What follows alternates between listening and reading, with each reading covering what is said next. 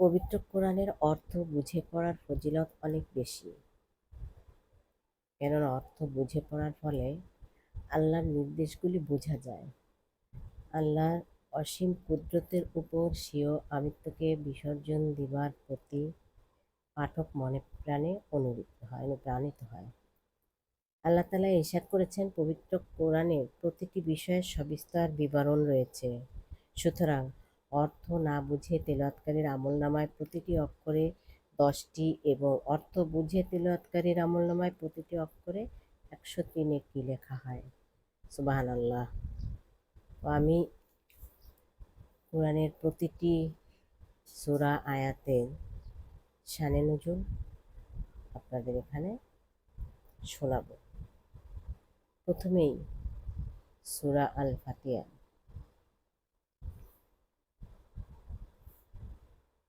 অর্থ: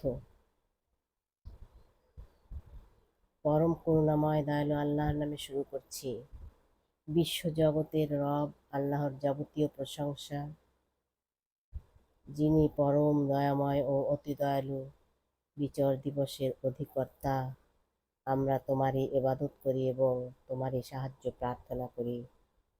আমাদিগকে সোজা পথে পরিচালিত করো, যাদিগকে পুরস্কৃত করেছ তাদের পথে, যারা অভিশপ্ত ও পথভ্রষ্ট তাদের পথে নয়। নামকরণ: ফাতিহা শব্দের অর্থ প্রারম্ভ। যেহেতু এই সূরা পবিত্র কুরআনের শুরুতেই সংস্থাপিত হয়েছে, এজন্য উহাকে ফাতিহা বলা হয়। এর অপর নাম উম্মুল কুরআন। শানে নুজুল: একদা নবী করিম সাল্লাল্লাহু নভমণ্ডলে একজন জ্যোতিষ্মান পুরুষ অবলোকন করিলেন। সেই পুরুষ হুজুর সাল্লাল্লাহু নাম ধরিয়া ডাকিলে তাকে লাব্বাইক বলে উত্তর দিলেন।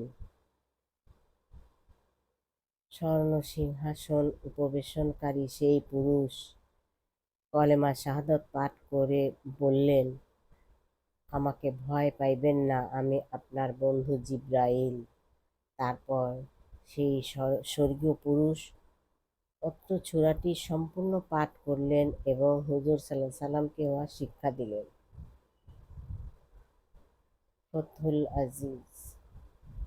ফজিলত: কুরআন শরীফের সূরাসমূহের মধ্যে ফাতিহার মর্যাদা বিশেষ বৈশিষ্ট্যপূর্ণ। উহা সমস্ত কুরআনের সারবস্তু।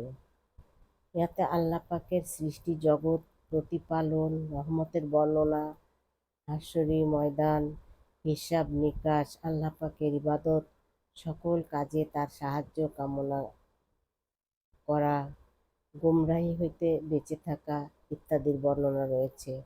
সূরাটি নামাজের প্রত্যেক রাকাতে পড়া হয় বলে একে সাবা মাসানি-ও বলা হয়। বুখারীর কথা।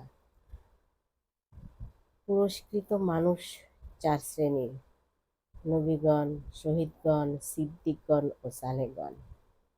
আর অভিশপ্ত হইল ইহুদি, নাসারা হইল পথভ্রষ্ট।